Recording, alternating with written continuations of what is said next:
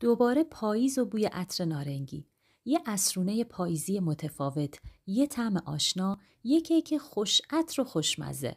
بریم با هم یه کیک پاییزی ساده درست کنیم که با یه بار خوردن عاشقش میشید. 4 تا تخم مرغ، یه پیمونه شکر و یه قاشق چایخوری وانیل رو با همزن برقی اونقدر میزنیم تا کشدار و کرم رنگ بشه. 3/4 پیمانه آب نارنگی و 1/2 پیمانه روغن اضافه میکنیم. پوست یه نارنگی کوچیک رو هم رنده میکنیم و هم میزنیم.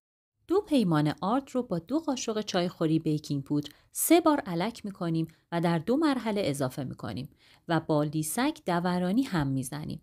کف قالبمون رو کاغذ روغنی میذاریم و با کره چرب میکنیم.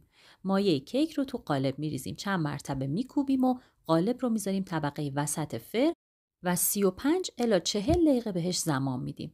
میتونید این کیک رو ساده یا با سس نارنگی سرو کنید. دستور سس نارنگی رو هم توی کپشن براتون گفتم. نوش جان.